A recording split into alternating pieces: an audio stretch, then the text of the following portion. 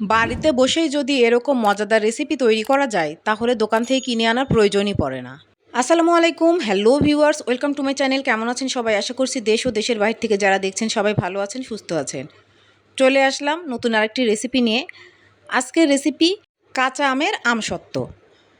তাহলে চলুন দেখে নিয়ে যাক কিভাবে ঘরে বসে খুব সহজ পদ্ধতিতে রোদে দেওয়ার ঝামেলা ছাড়াই আমসত্ত্ব তৈরি করা যায়, সেটাই আপনাদের সঙ্গে শেয়ার করব।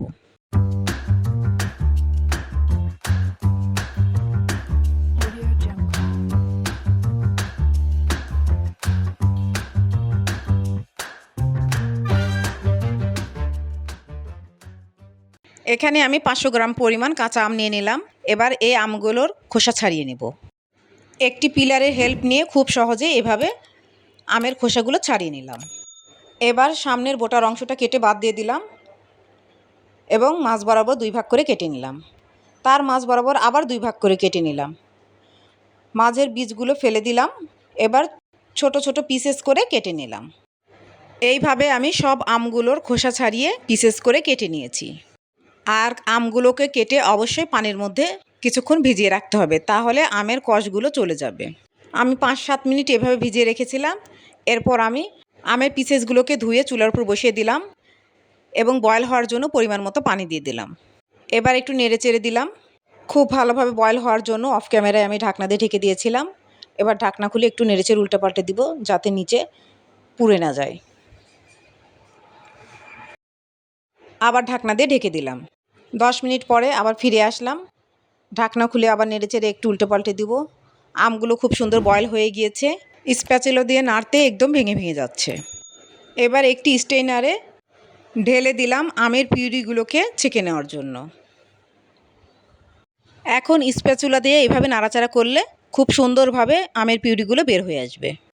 এইভাবে আমের পিউরিগুলো সব বের করে নিলাম আর অবশিষ্ট বীজের অংশগুলো ফেলে দিলাম। এবার রান্নায় চলে যাব, তার জন্য একটি কড়াই চুলায় বসিয়ে দিলাম। আমের পিউরিগুলো কড়াইয়ের মধ্যে ঢেলে দিলাম। 1 কাপ পরিমাণ লাল চিনি দিয়ে দিলাম। মিষ্টিটা আপনার পছন্দ অনুযায়ী কমিয়ে বাড়িয়ে নিতে পারবেন। এবার স্প্যাচুলা দিয়ে নেড়েচেড়ে মিক্সড করে দিচ্ছি। 1 টেবিল চামচ চিলি ফ্লেক্স দিয়ে দিলাম। এটাও আপনার স্বাদ অনুযায়ী কমিয়ে বাড়িয়ে নিতে পারবেন। স্বাদ মতো লবণ দিয়ে দিলাম। এবার নেড়েচেড়ে ভালোভাবে মিক্সড করে দিলাম। এই পর্যায়ে আমি গ্রিন ফুড কালার ইউজ করেছি। যেহেতু কাঁচা আমের আমসত্ত্ব, কালারটা গ্রিন আনার জন্য ইউজ করলাম। আপনারা না চাইলে স্কিপ করতে পারেন। এবার নেড়েচেড়ে খুব ভালোভাবে মিক্সড করে দিলাম। দেখুন ভিউয়ার্স, কি সুন্দর কালার চলে এসেছে। বাই দ্য ওয়ে, আমি রুথি। আমার চ্যানেলে নতুন হয়ে থাকলে প্লিজ সাবস্ক্রাইব করবেন। পাশে থাকা বেল নোটিফিকেশন অল সিলেক্ট করে রাখবেন, তাহলে যখনই আমি নতুন ভিডিও আপলোড করব তার নোটিফিকেশন সবার আগে আপনার কাছে পৌঁছে যাবে। লাইক কমেন্ট করবেন। যারা ফেসবুক ও ইনস্টাগ্রাম থেকে দেখছেন প্লিজ পেজটাকে ফলো দিয়ে রাখবেন, লাইক কমেন্ট করবেন। যারা অলরেডি লাইক কমেন্ট সাবস্ক্রাইব এবং ফলো দিয়েছেন তাদেরকে মেনি মেনি থ্যাঙ্কস। আজকে আমার চ্যানেলের এই ভিডিওটি যিনি ফার্স্ট ভিজিট করেছেন তাকেও মেনি মেনি থ্যাঙ্কস। আমি 5 মিনিট মতো ফুটিয়ে নিয়েছি। থিকনেসটাও ঠিক এরকমই রাখবো। এবার চুলাটাকে বন্ধ করে দিলাম। এবার একটি প্লেটে সামান্য পরিমাণ সয়াবিন তেল দিয়ে দিলাম। ব্রাশ দিয়ে পুরো প্লেটে ছড়িয়ে দিলাম। এবার আমসত্ত্বের পিউরি প্লেটের উপর ঢেলে দিলাম এবং স্প্যাচুলা দিয়ে সমানভাবে ছড়িয়ে দিলাম। বাকি পিউরিগুলো আরেকটি বড় প্লেটে এভাবে ছড়িয়ে দিলাম। 2 ঘন্টা ফ্যানের বাতাসে রেখেছিলাম। এরপর আমি ফিরে আসছি। 2 ঘন্টা পরে দেখুন কি সুন্দর শুকিয়ে গিয়েছে। আস্তে আস্তে হাত দিয়ে আমি তুলে নিচ্ছি। আমি একটু পাতলা করেই করেছিলাম, আপনারা চাইলে আরও একটু মোটা করে দিতে পারেন। এই ক্ষেত্রে টাইম একটু বেশি লাগবে শুকাতে। এবার আমি নাইফ দিয়ে কেটে আমসত্ত্বগুলো দেখাচ্ছি। ছেঁকে নেওয়ার কারণে দারুণ স্মুথ হয়েছে। আর একটা কথা আমি বলতে ভুলে গিয়েছিলাম, এখানে আমি চিলি ফ্লেক্সের সঙ্গে 1 চামচ ভাজা জিরার গুঁড়াও দিয়েছিলাম, এজন্য খেতে টেস্ট বেশি হয়েছিল। দেখুন কি সুন্দর আমসত্ত্ব হয়েছে।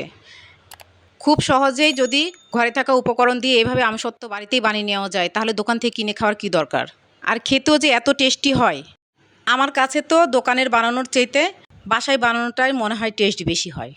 এরকম টেস্ট পেতে হলে বাসায় অবশ্যই ট্রাই করতে হবে। আমার রেসিপি ফলো করে অবশ্যই ট্রাই করবেন এবং কমেন্টে আমাকে জানাবেন কেমন হয়েছিল।